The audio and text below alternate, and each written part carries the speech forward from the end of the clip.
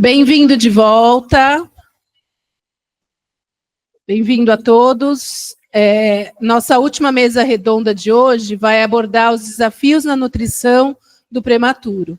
Para moderar essa mesa, eu convido então a enfermeira Patrícia, Patrícia Tereza Cardoso Camargo Severa. A enfermeira Patrícia ela é especialista em saúde coletiva pela Escola de Enfermagem da USP, tem MBA em gestão de pessoas pela USP, pela Exalc, enfermeira-chefe técnica da seção da unidade neonatal. Patrícia, muito obrigada.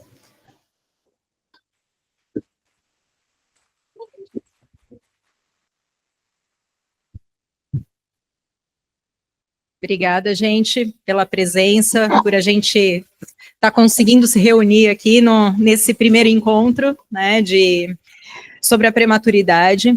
E nosso tempo é um pouquinho curto, né, em relação às palestras, estão sendo umas palestras mais dinâmicas, mas a gente estava querendo fazer um evento que conseguisse pincelar um pouco de cada área, troca de experiências também entre as equipes de diferentes instituições, alunos de graduação, de residência. Acho que isso é uma coisa muito importante que a gente sente muita falta, principalmente no tema da neonatal, né? Tema de prematuridade, de neonatal. Então, vou convidar para vir aqui na frente para abordar o tema Estratégias na transição da nutrição do recém-nascido pré-termo, a fonoaudióloga Karina Bernardes Biller. A Karina é doutora em Ciências de Reabilitação pela FMUSP, fonoaudióloga do Hospital Universitário da USP, coordenadora do Programa de Prática Profissionalizante em Fonoaudiologia Neonatal e Pediátrica do HU USP. Muito obrigada, Ká.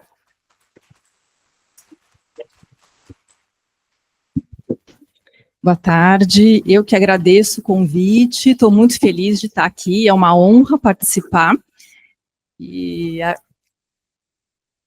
Falando então desse tema que há tantos anos eu trabalho e estando aqui em casa.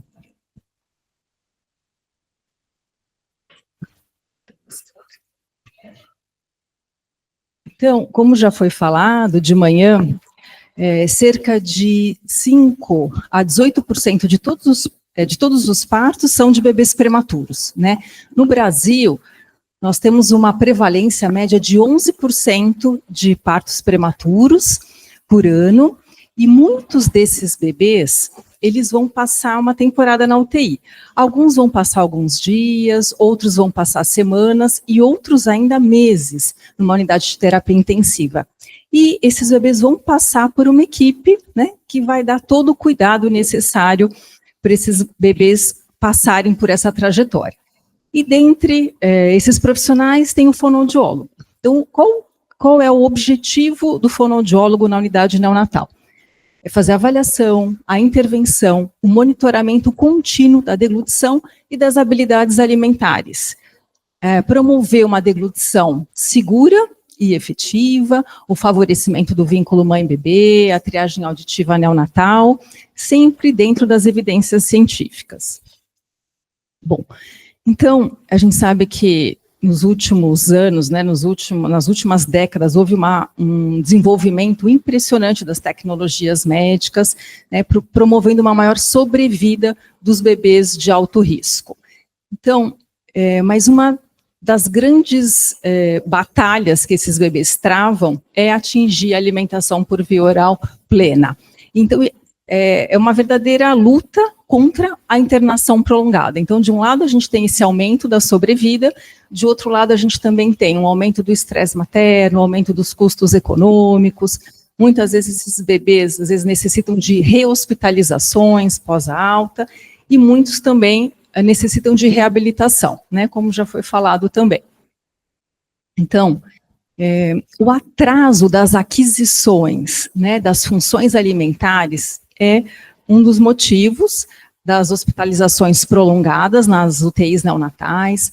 Então, a gente sabe que o trabalho respiratório, saturação, frequência cardíaca, respiratória, a sincronia da sucção e da deglutição, elas são indicadores sensíveis da habilidade do bebê se alimentar por via oral. Só que se a alimentação oferecer um desafio para essa estabilidade fisiológica, a gente pode ter um efeito negativo no controle da laringe, da faringe, do esôfago, e levar à ocorrência, né, de situações de eventos de penetração e de aspiração. Vou mostrar aqui para vocês esse videozinho. Você clica, Fábio? Obrigada. Então, nessa população é muito comum, quando a gente tem a ocorrência de um episódio de aspiração, essa aspiração ser silente. E o que é uma aspiração silente? Pode colocar de novo, Fábio. É quando o bebê tem uma aspiração, mas não tem nenhum sinal clínico. Então, a gente pode ver aí um exame de videofluoroscopia da deglutição, está mostrando a fase oral, faringe, esofágica, e aí foi o evento da aspiração. E não houve tosse, não teve engasgo, não teve um pigarro, é isso que a gente chama de aspiração silente. Então, um outro aspecto importante é que a capacidade de alimentação de um bebê é uma das primeiras habilidades motoras complexas. E por essa habilidade de compartilhar vias neurais, ela pode oferecer insights sobre a capacidade do desenvolvimento neurológico do bebê.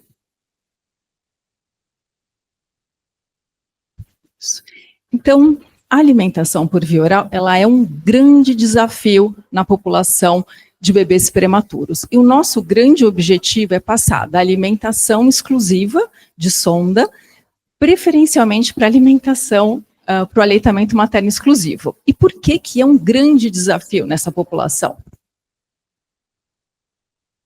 Bom, porque o bebê prematuro, ele tem uma imaturidade das habilidades motoras orais, ele pode ter uma incoordenação das funções de sucção, respiração, deglutição, uma incoordenação quando a gente pensa, então, em relação à deglutição e à respiração, como é que está o mecanismo de proteção dessas vias aéreas.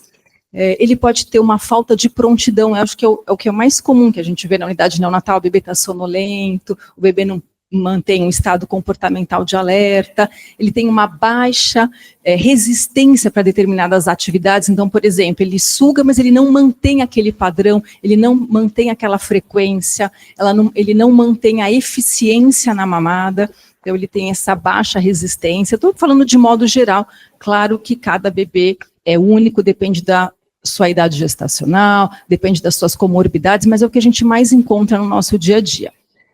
Depende também um pouco das complicações, né, da prematuridade, então é muito diferente. Eu tenho 2 bebês, os 2 de 34 semanas, mas um nasceu de 28 semanas, e tem uma broncodisplasia, por exemplo. Então, o comportamento, né, desses bebês vai ser bem diferente.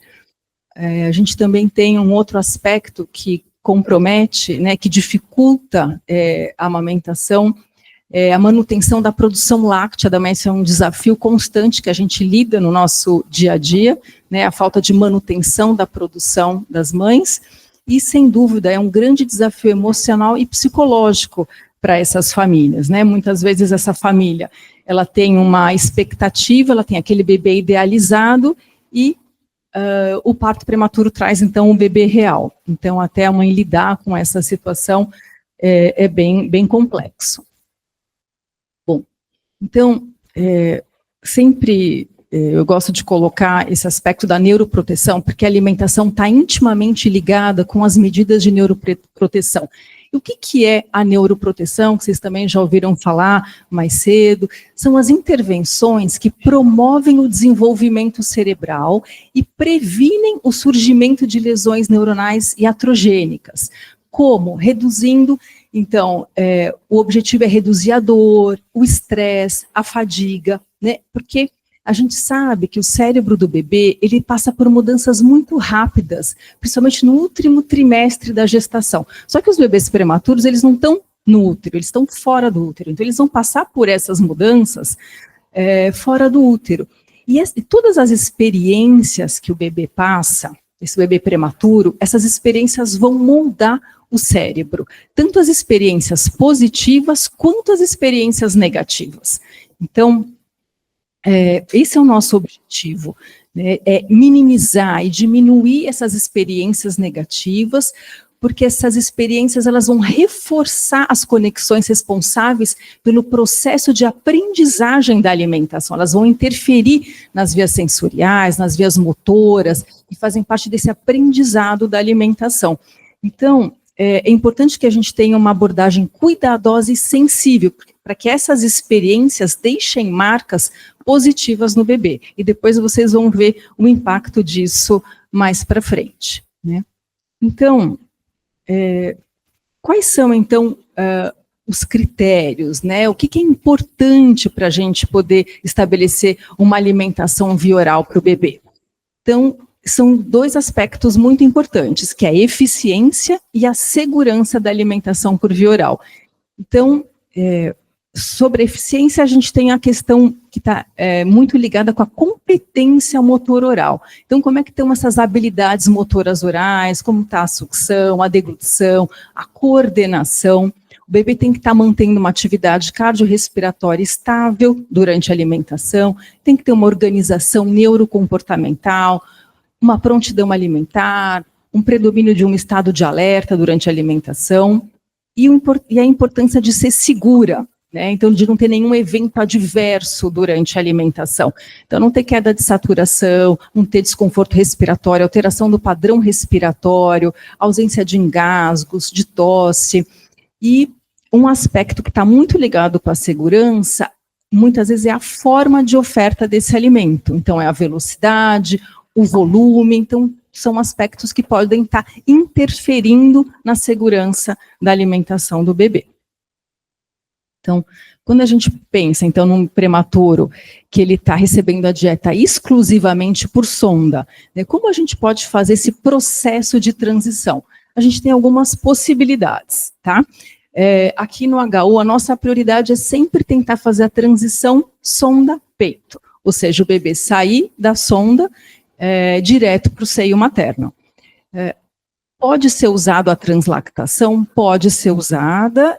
Aqui a gente usa a translactação mais como uma forma de oferta do complemento do que como modalidade de transição da alimentação por via oral, mas em alguns casos a gente usa.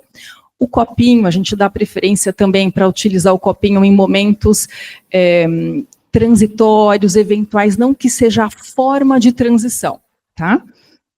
O finger feeding a gente utiliza como algo pontual, né, uma ou outra mamada, ou como alguma intervenção que precisa ser feita, não como um método de transição. Estou colocando todos aqui porque como a gente tem uma grande variabilidade, né, nas unidades, vocês podem encontrar essas diferenças. E a mamadeira também, quando o prognóstico no aleitamento materno não é favorável, tá bom?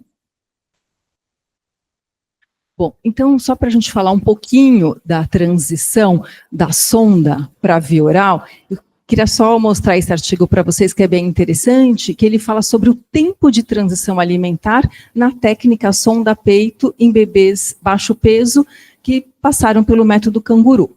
Então, eles colocaram que os autores concluíram que bebês com intercorrências clínicas que fizeram uma transição da gavagem exclusivamente no peito, eles tiveram um tempo de transição menor do que aqueles que utilizaram a complementação por copo ou mamadeira. Então, assim, já mostrando uma evidência desse método, tá?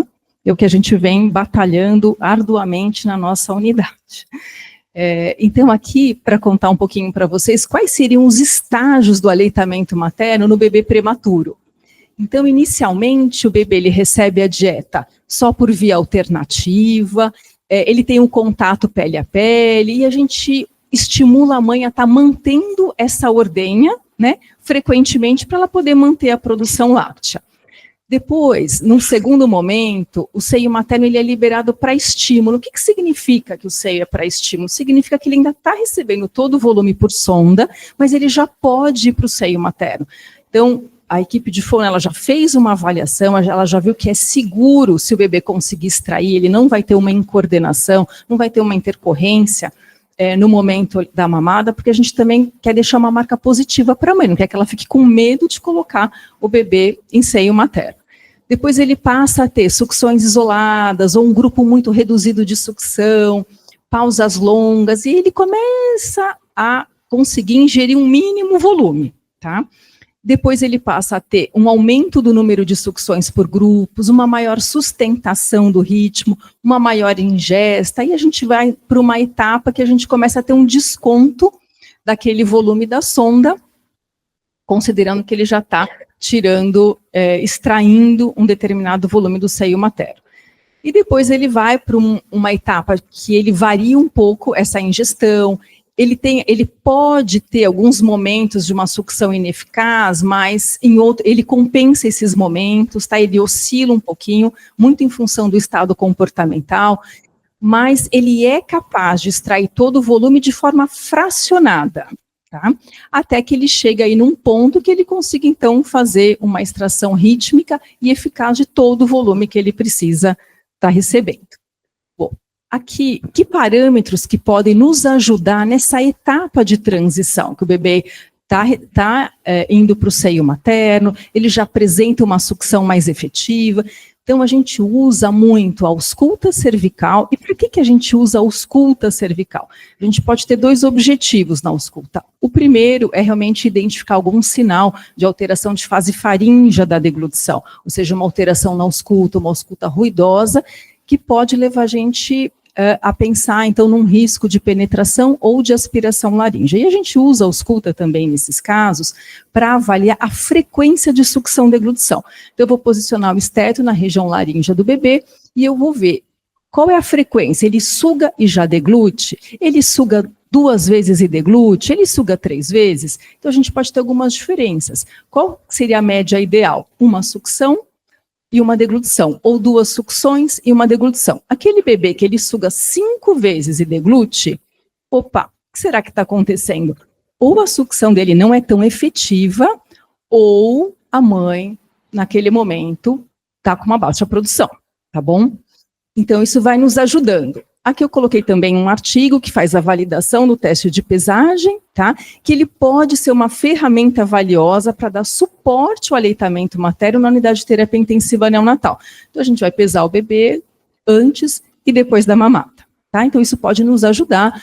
A gente não quer gerar um estresse materno, né? Mas é naquele momento que a gente ainda tem dúvida da efetividade da mamada, pode nos auxiliar, tá? Bom, e toda a intervenção fonoaudiológica, ela está baseada também nos princípios da neuroplasticidade relacionados à habilitação da deglutição infantil. Então, eu só fiz aqui uma transposição desses princípios da neuroplasticidade para a população neonatal. Então, a idade importa. Então, sempre que possível, a gente deve oferecer aos bebês prematuros, as experiências com sucção e deglutição com mínima quantidade de leite, tá? Sempre de uma forma segura. O outro princípio da neuroplasticidade é a especificidade. Então, se a gente quer que o nosso objetivo seja o aleitamento materno exclusivo, eu preciso treinar em seio materno, tá? E, se possível, sempre um volume mínimo para a gente manter a função de deglutição. A gente sabe que os bebês, eles experienciam uma grande quantidade de prática com a deglutição. Então, quanto mais a gente oferecer, mais a gente vai estar reforçando essa função, tá? Então, o nascimento de um bebê prematuro é um desafio para a alimentação e para o aleitamento materno.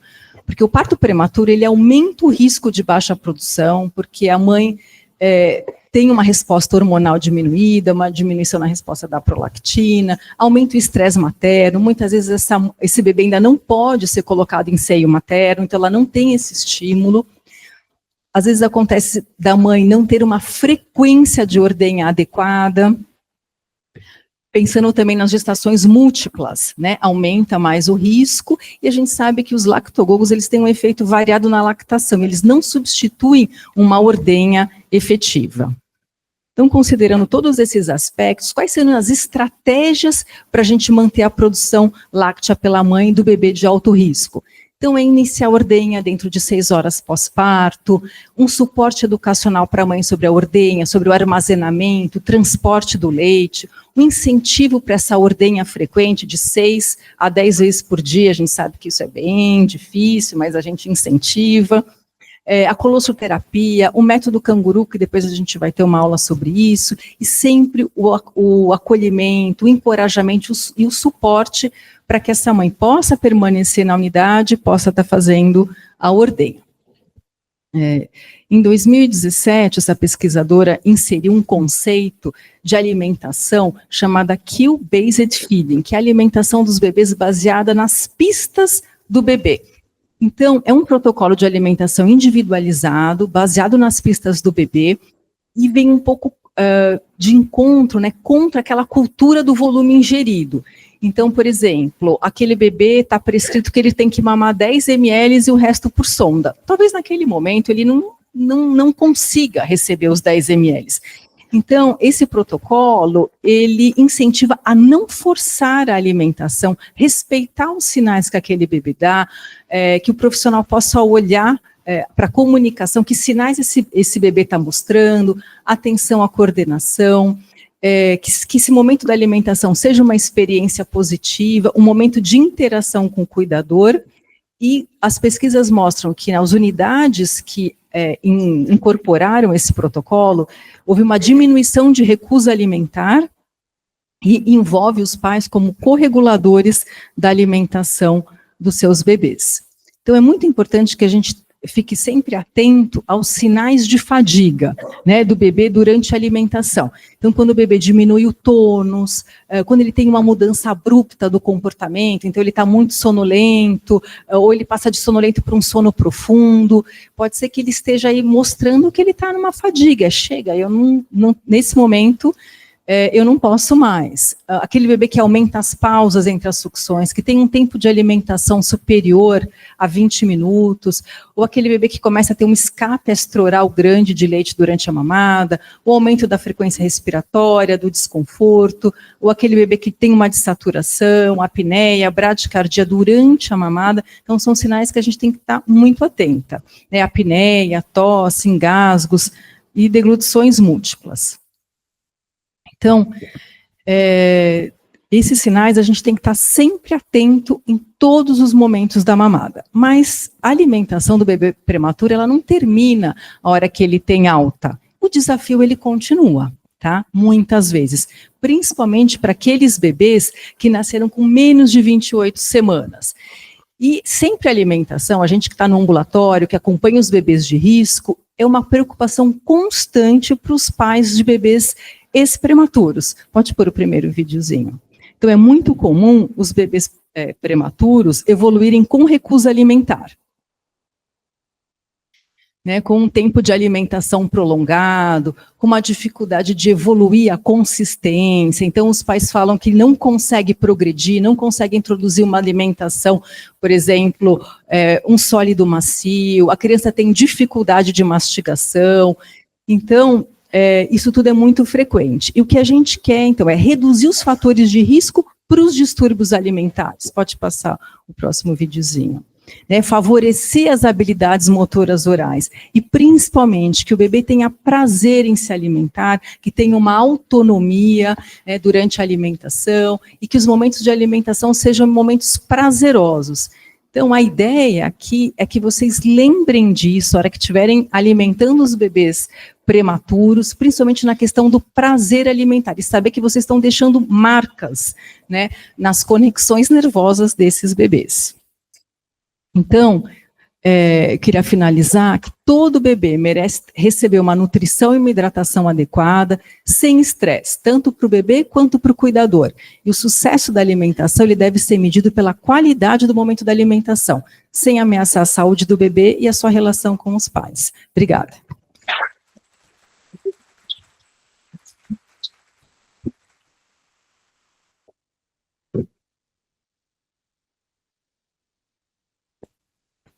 Parabéns pela sua apresentação, Ká. Agora, gostaria de chamar para abordar o tema o banco de leite na assistência ao recém-nascido prematuro. Eu convido a doutora Michele da Silva Jordan Faleiros.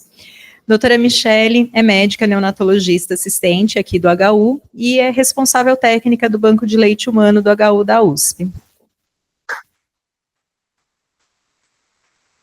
Obrigada, doutora. Boa tarde, gente. Primeiramente, queria agradecer o convite, é um privilégio estar aqui, é um privilégio trabalhar com essa equipe multi que a gente formou, que me formou ao longo da minha jornada por aqui, que agora eu tenho o privilégio de ser colega e vamos falar um pouquinho do banco de leite. Eu nunca me dou bem com essas coisas, deixa eu... Bom, declarar que eu não tenho conflito de interesses, porque felizmente o produto que eu defendo, ele está disponível para todas as mulheres e a doação de leite, ela é gratuita e voluntária. Então, eu não tenho nenhum interesse comercial nessa questão. E como que os bancos de leite trabalham? Então, a tecnologia dos bancos de leite, ela varia um pouco ao redor do mundo, e o Brasil tem o privilégio de ter a rede de banco de leite mais complexa e de todo o mundo, e ter uma tecnologia que conseguiu fazer baratear na medida do possível, tornar uma tecnologia acessível, com altíssimo padrão de qualidade, privilegiando as diferenças entre os diversos leites humanos. Então, no final de 2024, a gente tinha no Brasil 234 bancos de leite humano. E lembrar, porque quando a gente fala em banco de leite, vem muito na cabeça a ideia daquela mãe que tem leite demais e que a gente precisa coletar para dar para os prematuros. E lembrar que o banco de leite, acima de tudo, ele é um local de proteção, promoção e apoio ao aleitamento materno. Se vocês repararem nessa figurinha aqui que tem essas pessoas, para cada 12 pessoas atendidas, só uma é doadora. As outras 11, elas recebem auxílio para estabelecer ou manter a lactação. Então, lembrem disso. O banco de leite não pode ser lembrado só naquele momento da mãe que tem muito leite. Qualquer mulher que tenha dificuldade para estabelecer ou manter o aleitamento materno, ela pode procurar o banco de leite mais próximo da sua casa e vai ter atendimento gratuito de aconselhamento em amamentação. Quem pode ser doadora? Qualquer mulher que esteja amamentando o seu bebê, seja saudável, esteja amamentando o seu bebê de forma exclusiva, não use medicamentos incompatíveis com a amamentação, não use álcool ou drogas ilícitas, porque isso contraindica o aleitamento, inclusive, e não fume mais que 10 cigarros por dia, ela é uma candidata à doação de leite materno.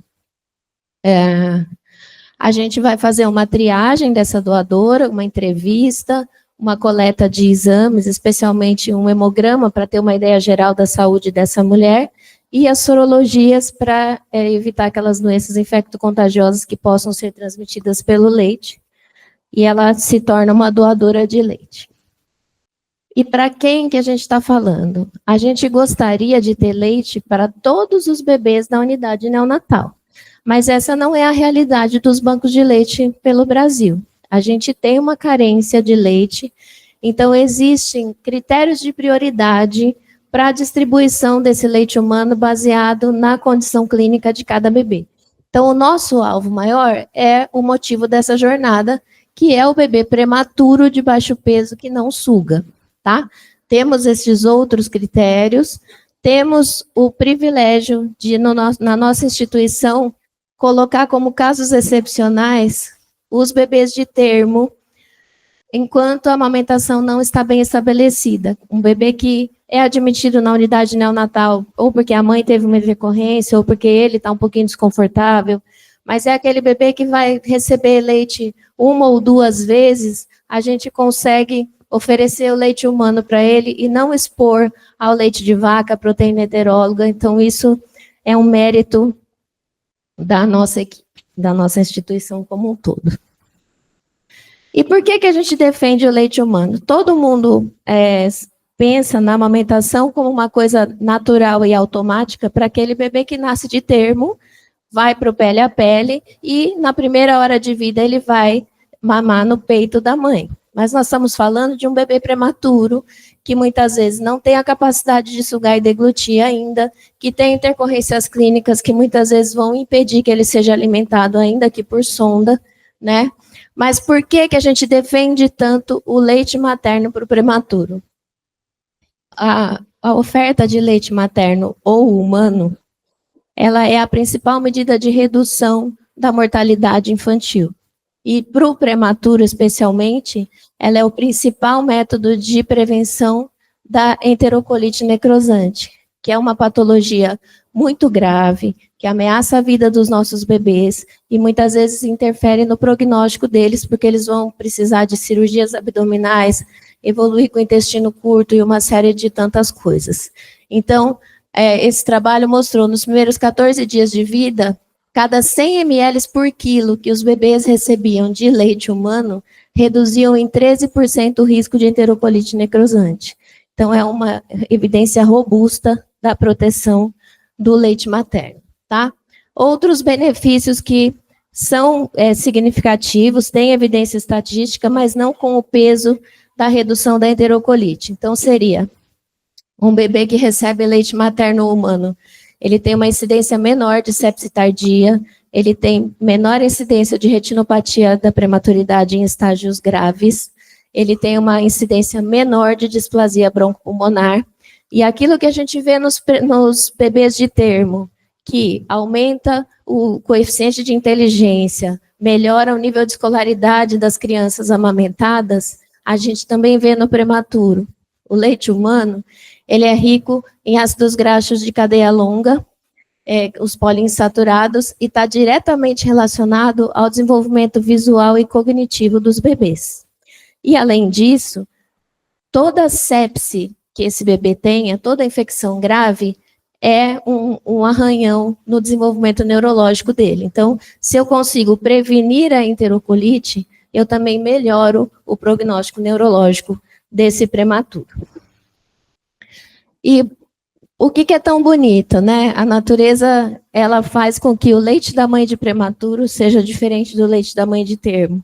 O bebê prematuro, ele tem uma necessidade maior calórica, de proteínas, né, de cálcio, de fósforo.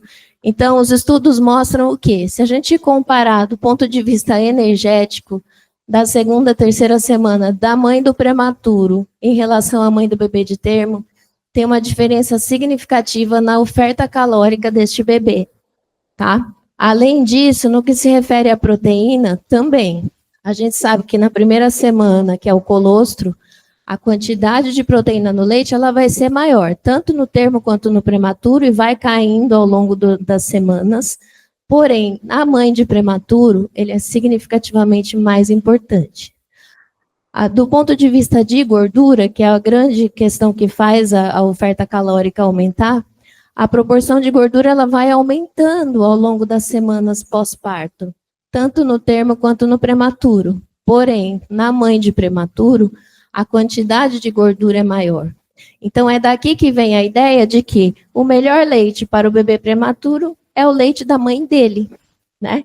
Porque ele tem as características peculiares da necessidade nutricional daquele bebê, além de todo o benefício imunológico daquela carga que a mãe traz, da colonização dela, o meio que ele vai viver quando ele for para casa, a proteção que ela vai fazer dela se colonizar com as bactérias que o bebê está colonizado dentro do hospital e produzir um leite que tem anticorpos específicos para aquelas bactérias hospitalares. Então, esse é um dos muitos motivos da gente valorizar tanto o leite da própria mãe. Mas o que a gente sabe, que a Karina chegou a comentar um pouco, o nascimento prematuro, ele é um evento traumático na vida da mulher. Então, não é raro essas mães terem um retardo na pojadura, terem uma produção láctea reduzida, porque elas estão num estresse. Muitas vezes o que motivou o nascimento prematuro foi uma infecção ou foi uma patologia materna. Então, muitas vezes a gente não vai ter disponível o leite da própria mãe. E aí, na ausência do leite da própria mãe, o leite humano pasteurizado, ele é a primeira escolha, ok? Existem vários métodos de processamento e controle de qualidade desse leite. E essa é um mérito do método da Rede Brasileira de Bancos de Leite, que a gente vai fazer o quê? A gente não vai misturar os leites. Então, cada leite, cada frasco de leite, ele é único, tá? A gente vai falar detalhes disso mais para frente. Literatura americana tem muita preocupação com a homogeneidade desse leite. Então, eles vão fazer um pool de 400 doadoras, misturar todo o leite, para que eu tenha um produto com uma qualidade uniforme. Mas o que é bonito é eu poder usar um colostro para um bebê, um leite hipercalórico para o outro, e isso, a tecnologia que a gente utiliza, ela vai possibilitar, tá certo? Então, ó, que bonito. Esse é o nosso rótulo de leite pasteurizado. Então, para cada frasco a gente vai saber que idade gestacional aquela doadora tinha. Porque a gente tem, sim, doadoras de bebês prematuros. Aliás, no último mês nós tivemos uma grata surpresa de várias mães de prematuro ordenhando muito leite. Então, eu posso escolher para um bebê prematuro o leite de uma doadora que tem um bebê prematuro, tá? Eu também vou ver qual é a necessidade energética daquele bebê. Porque no processamento do banco de leite, uma das etapas é você fazer o crematócrito. Então, você sabe quantas calorias tem aquele leite. E naquela fase que o bebê precisa de um ganho de peso rápido, eu preciso de um leite hipercalórico. Por outro lado, se é um bebezinho que está ainda muito crítico, saindo de uma enterocolite, começando a ser alimentado, eu vou usar para ele um leite hipocalórico. Por quê? Se eu tenho mais gordura, proporcionalmente eu tenho menos proteína. Então, esse vai para o bebê que já está mais robusto, vamos dizer assim. Agora, aquele bebê mais sensível, quanto menos caloria tiver esse leite, proporcionalmente mais imunoglobulina ele tem. E é isso que ele vai precisar para se restabelecer. Então, o crematócrito é um critério importante de indicação clínica de cada leite. Outra etapa que a gente faz é a acidez titulável. O que é a acidez titulável? Quando o leite é fermentado por bactérias, ele vira ácido lático, não é assim? Forma o iogurte, né? Então, essa é uma das etapas que a gente vai usar no processo de controle de qualidade para saber se a técnica de ordenha e de conservação desse leite da casa da doadora até o momento da pasteurização foi adequado ou não. Se ele estiver muito ácido, ele vai ser desprezado. Porém, nessa gama de acidez aí, a gente vai falar tem uma graduação própria de 2 a 8 graus Dornick, por exemplo, eu sei que quanto menos ácido for esse leite, maior a biodisponibilidade de cálcio e fósforo dele. Porque o cálcio e fósforo, eles estão ligados na micela de caseína do leite, e a hora que tem essa degradação das bactérias, esse cálcio e fósforo precipita e não fica biodisponível. Isso vai fazer o quê? Para um bebê prematuro que precisa de mais cálcio e fósforo, eu vou escolher para ele um leite com a menor acidez que eu tiver. E com isso eu tenho uma oferta de cálcio e fósforo maior.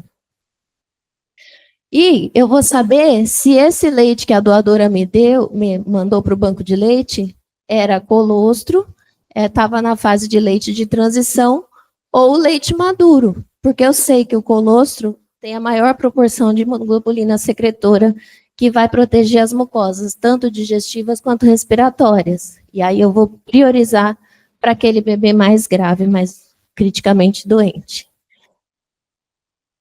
Além disso, temos uma tecnologia mais recente que não está disponível para todo o serviço, porque o equipamento é caro e o kit de execução do exame é caro, mas é o analisador de leite humano. Então, ele vai avaliar quanto de proteína para 100 ml tem esse leite, quanto de gordura para 100 ml tem esse leite. Por quê? Muitas vezes a gente vai lançar a mão do que a gente chama de aditivação do leite humano. Eu vou ter que acrescentar um pozinho lá nesse leite, que pode ser derivado de leite de vaca, que é o que a gente tem comercialmente disponível no Brasil, ou derivado de leite humano, que existe disponibilidade no mercado americano, para eu dar aquela oferta proteica aumentada que o bebê precisa. Porém, varia de mãe para mãe quanto de proteína tem no leite. Então, pode ser que eu esteja dando a mais ou a menos. E essa análise do conteúdo proteico desse leite vai possibilitar que eu faça a magia acontecer e seja ainda mais individualizada esse cuidado para o recém-nascido prematuro, tá? Então, a fada madrinha aqui vai fazer um bebê deste tamanho, que nasceu com 630 gramas, virar este bebê aqui. Então, eu só queria terminar dizendo que quando eu vi as meninas organizaram a jornada e vocês viram ali fora colado, cuidar de um prematuro né? E eu não escrevi porque eu não sabia, não conseguia pôr em palavras o que é cuidar de um prematuro. Mas aí, preparando a minha apresentação, eu vi que cuidar de um prematuro é ter o privilégio de ver os milagres acontecendo, mesmo que eles levem um pouco de tempo. Então, olha só, que trajetória linda, e esse é um dos exemplos dos muitos que a gente tem, que transformam o nosso dia a dia e fazem tudo valer a pena. O tema é extenso, é difícil falar de tudo, eu quis dar uma pincelada, mas eu estou à disposição para que vocês precisarem. Eu agradeço mais uma vez o convite e o privilégio de trabalhar com vocês.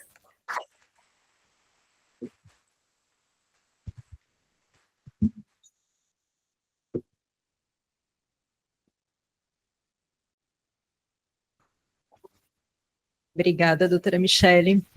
É muito emocionante quando a gente vê, né, essas fotinhos, o bebezinho que ficou com a gente, que a gente lembra da trajetória dele, tudo que aconteceu, né, e ver ele já grandão, já uma criancinha de 2, quase 3 anos de idade, né, e isso a gente vê como o tempo passa muito rápido, né, parece que foi ontem que esse bebezinho estava com a gente lembrou até o nome dele, né, conversando aí, a doutora Michele colocou a foto, eu e a Karina, o B, né? Então a gente sabia quem era o bebê, sabia quem era a mãe, e isso é muito legal. É um trabalho muito importante esse do banco de leite, que a gente faz aqui, e muitas outras instituições também fazem. E eu gostaria de chamar a doutora Karina, a fonoaudióloga, para compor a mesa agora, e abrir para perguntas também, se alguém tiver alguma questão. Doutora Michele, por favor. Perguntas, comentários. Começar daqui, a gente vai. Oi, boa tarde, tudo bem? Eu tenho uma pergunta, porque eu sou da Universidade Federal de São Paulo. Atualmente estou como tutora das residentes da enfermagem neonatológica e atuei nos últimos anos no banco de leite de lá. E, inclusive, é um trabalho maravilhoso que eu admiro muito, porque a gente, inclusive, né, nós temos um grupo, né, e a gente me sentia assim, muito acolhida nesse grupo quando a gente precisava de apoio de algum outro banco, na necessidade de algum material. Então, assim, é uma equipe muito unida, um trabalho assim, com muita união, muito acolhimento. E aí eu gostaria de saber como que é a experiência de vocês com relação aqui no HU, com relação à colossoterapia, né, se vocês realizam, e com relação também à distribuição do leite humano, como que vocês acrescentam aditivo, né? Se é dentro da unidade ou se é lá no posto de coleta, como que é essa experiência de vocês?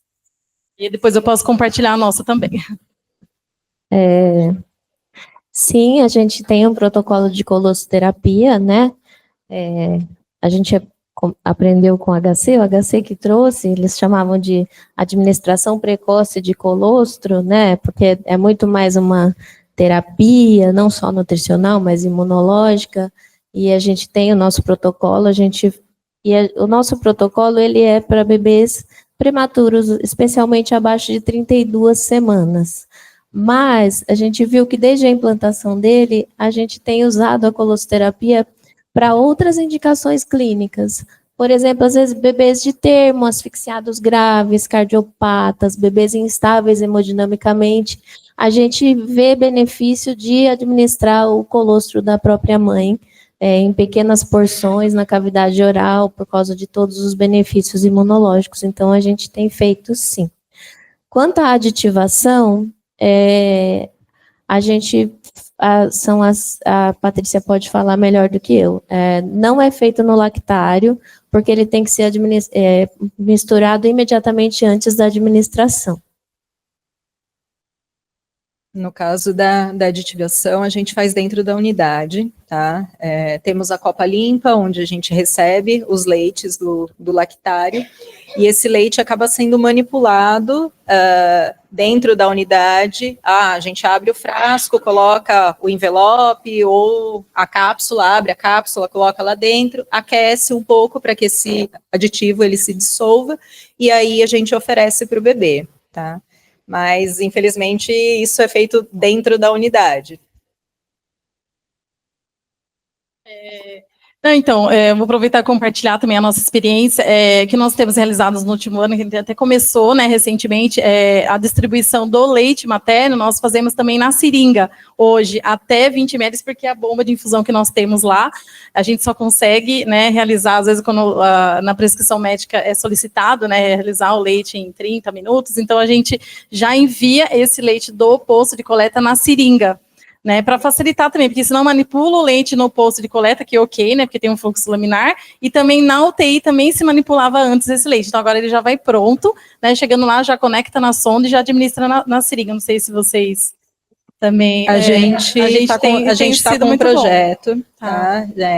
Já tivemos alguns representantes aqui na instituição, já chegamos a discutir sobre esse assunto do leite, a gente conseguir implantar na nossa unidade a bomba de seringa para administração de leite humano, né? Então, aí precisariam de todos os insumos, tudo, mas é um projeto nosso e quem sabe aí para o próximo ano a gente consiga. E com relação ao colostro, foi um sucesso também na nossa unidade, porque a gente também, como vocês, né, semelhante a vocês, a gente também está enviando, né, fazendo a colostroterapia para os bebês, não só para os bebês, a gente começou com os bebês até 34 semanas, né, por conta do método canguru, mas hoje a gente também já distribui para os outros bebês que estão em jejum por alguma situação de cirurgia, gastrosquise, né, por alguma situação que ele fique por um tempo em jejum, então a equipe médica tem prescrito também colostroterapia além de 34 semanas, então a gente já ampliou também para essa situação. Muito bom, legal, vamos saber a experiência de vocês. Obrigada.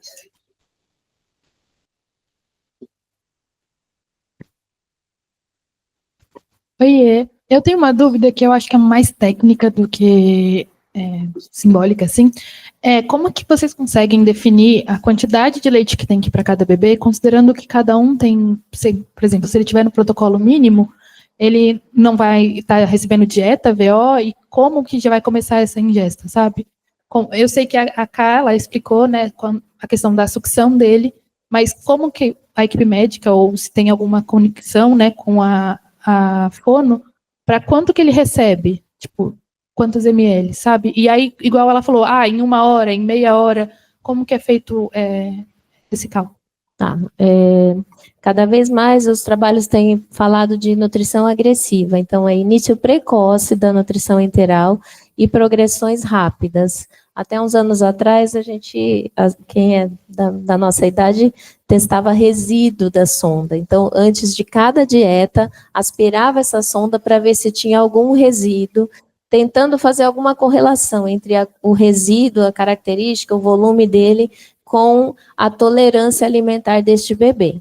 E os estudos mostram que você usar essa técnica, você atrasa o atingimento da nutrição enteral plena, faz esses bebês ficarem mais tempo em nutrição parenteral e demorarem mais para atingir o ganho de peso. Então, é meio que, assim, a gente tenta iniciar o quanto antes, se ele estiver hemodinamicamente estável, a gente vai iniciar a dieta enteral mínima, geralmente são 20 ml por quilo, dividido aí nas 8 mamadas, e a gente vai progredindo de acordo com os sinais clínicos de que ele está tolerando. Se ele estiver hemodinamicamente estável, não distender, tiver com trânsito intestinal, a gente pode fazer progressões aí de 20 até 30 ml por quilo por dia, e concomitante a isso, a gente vai reduzindo a nutrição parenteral. Então, conforme a progressão, a nutrição enteral vai se estabelecendo, ele vai tolerando, a gente vai diminuindo a oferta da nutrição parenteral. Quando ele atinge 100 ml por quilo de dieta, aí a gente pode começar a usar o aditivo, que é isso que a gente falou, para oferecer mais proteína, mais cálcio, mais fósforo. Então, ele tem que ter um volume bom de alimentação já, para a gente começar a colocar o aditivo. Não adianta eu querer aditivar se ele está com volume muito baixo de alimentação. É mais ou menos isso que você queria saber, né? Era essa dúvida. E aí, tipo, quanto que a gente vai no VO, é a fono que define. Isso, aí a fono... pode falar.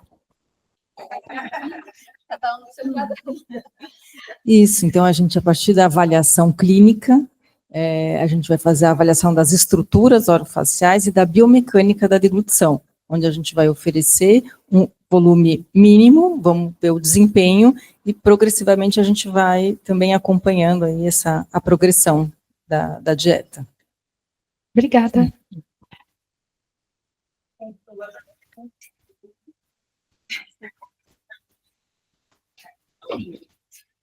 Eu vou quebrar.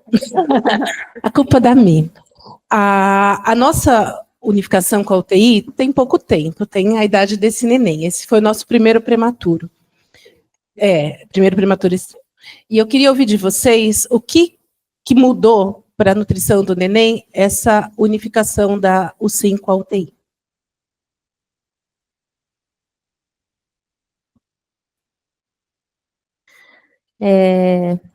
Ter a mãe, ter todos os bebês no mesmo ambiente e ter as técnicas e as enfermeiras do lado das mães dos prematuros nesse momento inicial é muito determinante para esse incentivo da mãe ir ordenhar esse leite, porque antigamente como que era? Os bebês estavam na UTI neonatal no andar de baixo, e aí a funcionária da UTI tinha que ligar para o berçário, vou falar berçário, tá? Para ver se tinha alguém para orientar essa mãe, e aí, agora não dá, agora não tem, então ficava muito difícil estabelecer essa ordenha. Então, a hora que a gente tem as mães com a equipe de enfermagem que está do lado dessa mãe e que tem essa expertise, que já pega e fala, olha, vamos lá, vamos ordenhar, eu vou lá te ensinar, eu vou montar para você. Então, eu acho que talvez esse resultado que a gente está colhendo agora, de ver tanta mãe ordenhando bastante leite e indo para casa os bebês cada vez mais em aleitamento materno exclusivo, é fruto dessa unificação, de estar a equipe toda, desde o comecinho, com essa mãe ali trabalhando, porque é um trabalho de cada gotinha no oceano. É uma vez que você leve, no outro dia ela já vai duas, e aí a coisa vai ficando mais natural. Então, eu acredito muito no trabalho das pessoas que estão do lado da mãe ali para o sucesso da amamentação. E, como a doutora Michele falou, é um trabalho de formiguinha, né? A enfermagem que está ali o tempo todo, o técnico, o auxiliar que está com aquele bebê. Você foi ordenhar? Você trouxe leite de casa? Né? E isso a gente tem visto resultados. Nesses últimos meses, a gente teve um aumento da quantidade de bebês que saíram em amamentação exclusiva, de mães de bebês prematuros, que com todo esse trabalho da equipe multi mesmo, né, e a gente conseguir essas, vamos dizer, façanhas, né, porque a gente trabalha com uma população que é um perfil bem de ter mais filhos, de não conseguir ficar o tempo todo no hospital. Então, você amamentar um bebê e você ter só aquele bebê já é uma dificuldade. Você ter mais 2, 3 em casa para cuidar e nascer uma criança prematura que vai ficar 2, 3 meses dentro de uma instituição e você conseguir manter essa lactação para ela ir para casa com o melhor leite que essa criança poderia receber, acaba sendo muito gratificante. E tivemos esse resultado nesses últimos tempos. E, como eu falei, né, o trabalho em conjunto, a Karina aí, ela é defensora dessa parte da amamentação, vamos tentar sair da sonda direto para o peito, né, evitar outros tipos de alimentação para esse bebê, só que aí depende não só da nossa equipe, né, não depende só de nós, depende também da conscientização dessa mãe, de que aquilo é o melhor para ela e o tempo que ela vai demandar também para o cuidado dessa criança.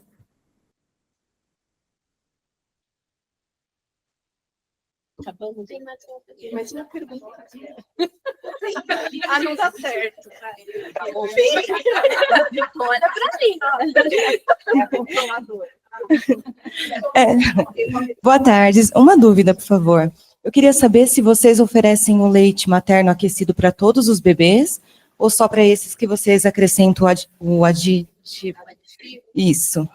E como é feito esse aquecimento? O leite materno, ele pode ser oferecido, a mãe pode ordenhar e oferecer para o próprio bebê, tá? Aqui na instituição, a gente tem uma sala de ordenha, que elas vão, fazem essa ordenha, e esse leite pode ser armazenado na geladeira por até 12 horas, tá? As próprias mães fracionam esse leite, a gente da equipe de enfermagem vai lá, aquece esse leite em banho-maria, no máximo, temperatura máxima de 40 graus, para não ter degradação, e oferece para o bebê. Ou, se ela tiver a disponibilidade de estar aqui mais tempo, ela vai, faz a ordenha e traz já para ser oferecido naquele momento.